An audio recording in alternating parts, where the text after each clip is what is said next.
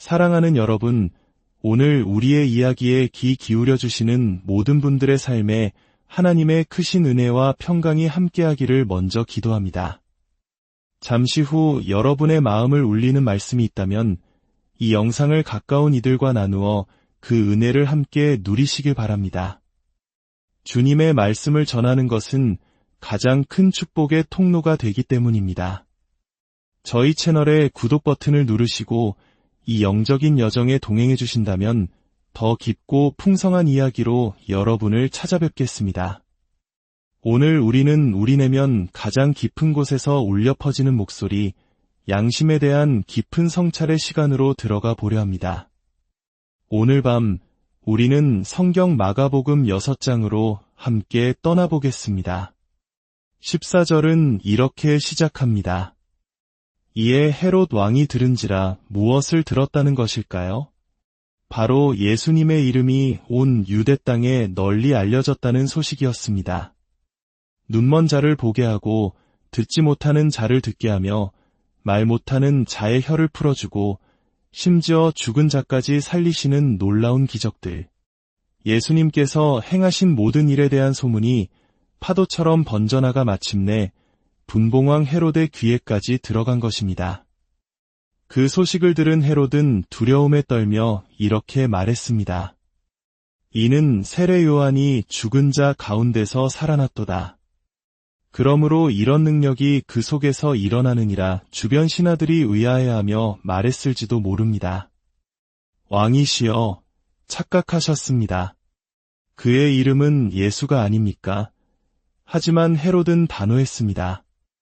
아니다. 그의 이름은 예수가 아니라 세례 요한이다. 내가 목벤 세례 요한이 다시 살아난 것이 틀림없다. 헤롯의 마음속에는 지울 수 없는 끔찍한 기억이 있었습니다. 그는 자신의 생일잔치에서 의붓딸 살로메가 춘춤에 매혹되었습니다. 너무나 기쁜 나머지 그는 나라의 절반이라도 떼어주겠다고 모든 귀족과 고관들 앞에서 맹세하고 말았습니다. 그리고 소녀는 어미의 사주를 받아 상상조차 할 수 없는 것을 요구했습니다. 세례 요한의 머리를 소반에 얹어내게 주소서. 헤롯은 세례 요한을 존경했습니다. 그의 말이 때로는 자신을 향한 날카로운 비수, 특히 자신의 부도덕한 결혼을 지적할 때는 간음이라며 꾸짖는 소리가 되었지만 그의 의로움을 알기에 그를 죽이고 싶지는 않았습니다. 하지만 이미 모든 사람 앞에서 맹세를 해버린 뒤였습니다. 체면과 자존심 때문에 그는 결국 사형 집행인을 보내 감옥에 있는 요한의 목을 베어 오게 했습니다. 피가 뚝뚝 떨어지는 요한의 머리가 쟁반에 담겨 연회장으로 들어왔을 때 헤롯의 영혼에는 영원히 아물지 않을 상처가 새겨졌습니다. 그날 이후 헤롯의 밤은 편안할 수 없었습니다. 눈을 감으면 쟁반 위에 그 피 묻은 머리가 떠올랐고 귀에는 자신의 죄를 꾸짖던 요한의 목소리가 쟁쟁하게 울렸습니다. 그래서 그는 예수님에 대한 소식을 들었을 때 그것이 자신이 죽인 의인의 부활이라고, 자신의 죄에 대한 심판의 전조라고 확신했던 것입니다. 헤롯은 왜 그렇게 생각했을까요? 바로 그의 양심이 그를 밤낮으로 고발하고 있었기 때문입니다. 그의 양심은 잠들지 않는 재판관이 되어 그의 영혼을 끊임없이 괴롭혔습니다. 헤롯의 이야기는 우리에게 한 가지 중요한 질문을 던집니다. 과연 양심이란 무엇일까요? 양심은 우리 영혼의 도덕 법정입니다. 양심 자체가 법을 만드는 것은 아닙니다. 하지만 우리에게 보이지 않는 더 높은 차원의 법, 즉 하나님의 법이 존재한다는 것을 끊임없이 경고하는 역할을 합니다. 어린아이들도 생각해 보십시오. 누가 가르쳐주지 않아도 세상 어느 곳에 있든지 거짓말을 하거나 남의 것을 훔치는 것이 나쁘다는 것을 본능적으로 합니다. 누가 그 아이들에게 그것을 알려주었을까요? 바로 하나님께서 모든 인간의 마음속에 심어두신 양심의 소리입니다. 이 양심은 하나님께서 십계명을 통해 말씀으로 분명히 하신 도덕을, 그리고 주 예수 그리스도께서 산상수훈을 통해 가르치신 사랑의 법을 우리에게 상기시킵니다. 우리가 그 법의 경계선을 넘으려 할 때 양심은 우리 마음속에서 붉은 경고등을 켭니다. 멈춰라, 그 길은 잘못되었다라고 외치는 내면의 파수꾼인 셈입니다. 하지만 우리 대부분은 어떻습니까? 우리는 이 양심의 경고를 무시하고 또 무시하며 살아갑니다. 그리고 잠시 후에 이야기하겠지만 우리는 그 대가를 반드시 치르게 됩니다. 성경은 여러 종류의 양심에 대해 이야기합니다. 첫째는 악한 양심입니다. 히브리서 10장 22절은 말합니다. 우리가 마음의 뿌림을 받아 악한 양심으로부터 벗어나고 몸은 맑은 물로 씻음을 받았으니 참 마음과 온전한 믿음으로 하나님께 나아가자. 또한 더러워진 양심도 있습니다. 디도서 1장 15절은 이렇게 경고합니다. 깨끗한 자들에게는 모든 것이 깨끗하나 더럽고 믿지 아니하는 자들에게는 아무것도 깨끗한 것이 없고 오직 그들의 마음과 양심이 더러운지라. 이 말씀들 속에서 우리가 가장 두려워해야 할 사실이 있습니다. 바로 우리에게 무엇이 잘못되었는지를 경고해 주어야 할 그 양심 자체가 오염되고 부패할 수 있다는 것입니다. 맑고 청아한 소리를 내야 할 종에 금이 가서 불협화음을 내는 것처럼 말입니다. 당신이 양심의 소리를 한 번, 두 번 반복해서 거부할 때 어느 순간부터 양심 그 자체가 더러워지고 악해지기 시작합니다. 그러면 어떤 일이 벌어질까요? 당신의 양심은 악을 선하다 하고 선을 악하다 말하기 시작합니다. 어둠을 빛이라 부르고 빛을 어둠이라 부릅니다. 쓴 것을 달다고 하고 단 것을 쓰다고 우깁니다. 양심이 더 이상 신뢰할 수 있는 안내자가 아니라 당신을 잘못된 길로 이끄는 위험한 인도자가 되어버리는 것입니다. 이 지경에 이르면 당신의 삶은 극도로 위험한 상황에 처하게 됩니다. 성경은 여기서 그치지 않고 양심이 완전히 파괴될 수 있는 가능성에 대해서도 이야기합니다. 사도 바울은 디모데에게 보낸 편지에서 어떤 사람들의 양심은 화인을 맞았다고 표현합니다. 뜨거운 인두로 지져서 굳은 살이 박이고 아무런 감각도 느끼지 못하게 된 피부처럼 그들의 양심은 죄에 대해 완전히 무감각해졌다는 뜻입니다. 한때 당신의 친구이자 조언자였던 양심이 이제는 죄책감이라는 유령이 되어 당신을 괴롭히고 악한 영들이 당신을 조종하는 통로로 사용될 수도 있습니다. 하나님께서는 당신을 돕고 인생의 길을 인도하시기 위해 당신의 마음속에 양심을 두셨습니다. 그 작은 거짓말을 하지 말라고, 그 부정한 장소에 가지 말라고, 부모님께 불순종하지 말라고 양심은 속삭였을 겁니다. 하지만 당신은 그 소리를 무시했습니다. 성령님께서는 바로 이 양심을 통해 우리에게 죄에 대하여, 의에 대하여, 심판에 대하여 깨닫게 하십니다. 그리고 우리를 주 예수 그리스도께로 이끄십니다. 그러나 당신이 계속해서 아니오라고 대답한다면 당신의 마음은 점점 더 굳어지고 완악해질 것입니다. 하지만 기억하십시오. 하나님은 여전히 당신을 사랑하십니다. 하나님은 당신을 용서하기 원하십니다. 이 자리에 있는 누구에게도 아직 너무 늦은 때는 아닙니다. 그러나 우리는 성경의 엄중한 경고 또한 무시해서는 안 됩니다. 성경은 사망에 이르는 죄에 대해 말하며 예수님께서는 결코 용서받을 수 없는 죄, 바로 성령을 모독하는 죄에 대해 말씀하셨습니다. 이것은 끝까지 성령의 인도하심을 거부하고 그리스도를 완강하게 배척하는 것을 의미한다고 많은 신학자들은 해석합니다. 우리가 오늘 나누는 이야기는 이처럼 매우 민감하고도 중대한 문제입니다. 오늘날 우리는 텔레비전, 라디오, 수많은 교회를 통해 복음을 너무나 쉽게 접합니다. 이것은 큰 축복입니다. 그러나 여기에는 위험 또한 존재합니다. 복음을 너무 많이 듣다 보니 한 귀로 듣고 한 귀로 흘려버려 우리 마음밭 깊숙이 뿌리내리지 못하는 것입니다. 복음은 우리 삶의 중심을 뒤흔들고 우리를 예수 그리스도의 온전한 제자로 변화시킬 때까지 깊이 파고들어야 합니다. 많은 사람들이 교회에 충실히 출석하고 헌금을 드리고 선한 일을 했기 때문에 천국에 갈 것이라고 생각합니다.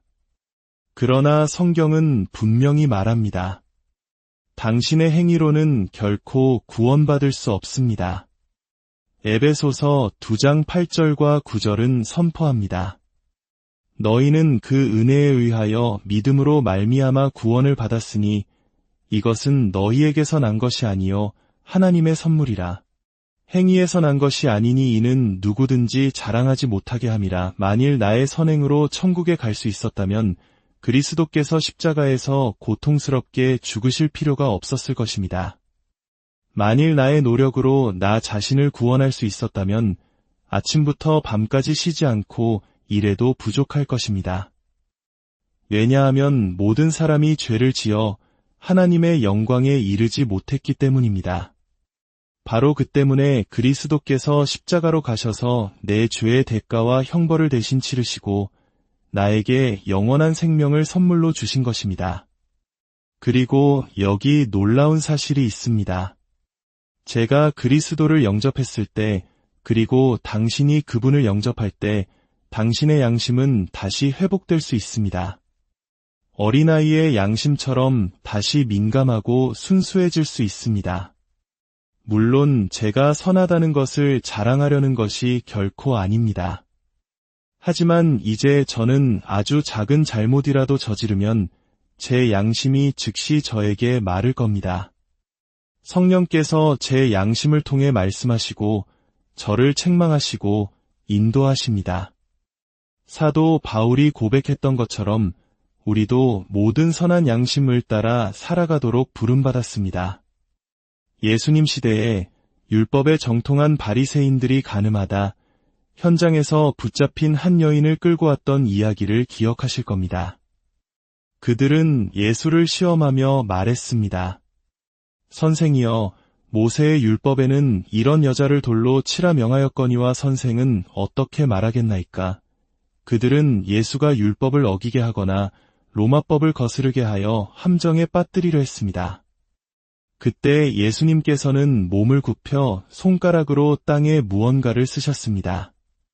무엇을 쓰셨는지는 정확히 알 수 없지만 아마도 십계명이 아니었을까 추측해봅니다. 그리고 그들을 향해 말씀하셨습니다. 너희 중에 죄 없는 자가 먼저 돌로 치라. 그들은 비록 7번째 계명인 간음은 저지르지 않았을지 모르지만 10번째 계명인 탐심을 어겼을 수도 있고 다른 계명들을 어겼을 수도 있습니다. 결국 그 자리에 있던 종교 지도자 중 누구도 감히 돌을 들어 여인을 치지 못했습니다. 왜냐하면 그들 역시 죄인이었기 때문입니다. 그들은 양심의 가책을 느끼고 나이가 많은 자로부터 시작하여 하나씩 그 자리를 떠났습니다. 이 이야기는 우리에게 중요한 진리를 가르쳐 줍니다. 양심은 죄를 지적하고 고발할 수는 있지만 그 죄로 인해 생긴 상처를 치료할 수는 없습니다. 양심은 죄의 얼룩을 지울 수 없으며 당신의 죄를 덮어줄 수도 없습니다. 그것은 양심의 역할이 아닙니다. 우리의 죄에서 우리를 구원하시는 분은 오직 십자가 위에서의 예수 그리스도의 죽으심과 그의 부활뿐입니다. 오직 그리스도만이 폭풍우 치는 갈릴리 바다를 향해 잠잠하라, 고요하라고 명령하셨던 것처럼 죄책감으로 요동치는 우리의 영혼과 양심을 향해 평안하라고 말씀하실 수 있습니다. 오늘 밤 저는 당신을 십자가 아래로 초대합니다. 당신의 과거 모든 죄에 대한 용서를 발견하는 자리로 당신을 초대합니다. 영원한 생명을 얻는 자리로 당신을 초대합니다. 아직 하나님의 영, 성령의 음성을 들을 수 있을 때 나아오시기를 간청합니다. 성경에는 이런 무서운 구절이 있습니다. 에브라임이 우상과 연합하였으니 버려두라. 다시 말해 에브라임이 자신의 쾌락에 너무 깊이 빠져 있어서 하나님께서 그냥 내버려 두어라. 더 이상 그를 방해하지 마라. 그는 이미 길을 잃었다고 말씀하신 것입니다. 잠언은 또한 경고합니다. 자주 책망을 받으면서도 목이 곧은 사람은 갑자기 패망을 당하고 피하지 못하리라. 이 말씀들의 깊은 의미를 제가 다 이해한다고 감히 말할 수는 없습니다. 하지만 성경 전체에 걸쳐 이 경고는 분명하게 나타나고 있습니다. 어떤 거대한 폭포 상류에는 돌아올 수 없는 지점이라는 팻말이 서 있다고 합니다. 한때 세계적인 수영 선수가 그 강을 건너겠다고 호언장담했습니다. 그는 힘찬 팔놀림으로 강을 헤엄쳐 나아갔고 돌아올 수 없는 지점을 지날 때 군중을 향해 손을 흔들며 계속 나아갔습니다. 그러나 얼마 지나지 않아 그는 거센 물살에 휩쓸려갔고 사람들은 한참 하류에서 그의 시신을 발견했습니다. 우리의 영적인 삶에도 돌아올 수 없는 지점이 있을 수 있습니다. 그리스도를 거부하거나 그분을 무시하는 것을 반복하다가 그 선을 넘어버리면 당신의 영혼은 영원한 위험에 처할 수 있습니다. 오늘 밤 저는 당신이 그리스도께 항복하기를 간절히 바랍니다. 어떻게 해야 하냐고 물으실 수 있습니다. 하나님께서는 그 길을 아주 간단하게 만드셨습니다. 그를 모르는 사람이든 박사학위를 가진 사람이든 어떤 인종이든 세계 어디에 있든 누구나 할 수 있는 길입니다. 하나님께서는 당신에게 믿으라고 요청하십니다. 그러나 이 믿음이라는 단어는 단순히 머리로 동의하는 것 이상을 의미합니다. 그것은 전적으로 신뢰하고 의지하며 당신의 모든 것을 조건 없이 그분께 맡기는 것을 의미합니다. 또한 당신의 죄에서 돌이키겠다는 회개를 의미합니다. 당신의 삶의 방식을 바꾸는 것입니다.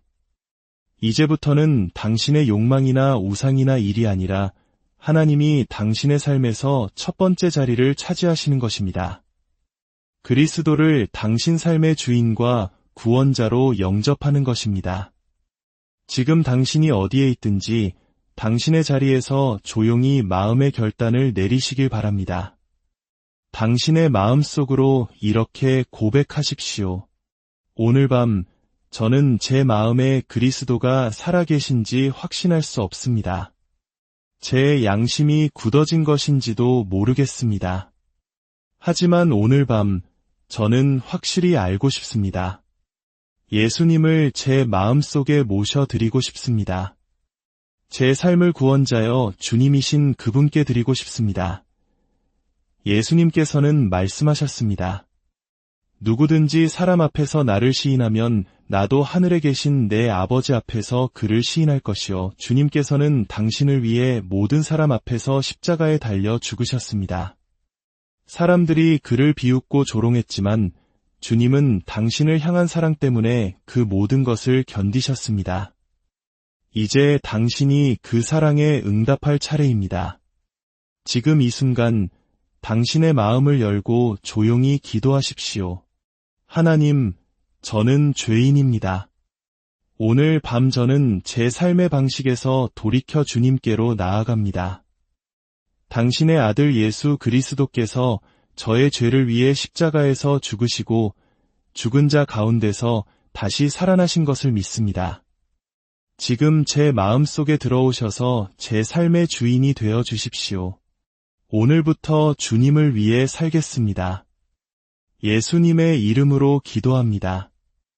아멘. 이 기도를 진심으로 드리셨다면 하나님께서는 당신의 과거를 그것이 얼마나 더럽고 부끄러울지라도 깨끗하게 용서해 주십니다. 왜냐하면 그분은 당신을 사랑하시기 때문입니다. 당신을 너무나 사랑하셔서 자신의 아들을 내어주시기까지 하셨습니다. 오늘 이 결단을 내리신 모든 분들의 삶에 하나님의 놀라운 평강과 인도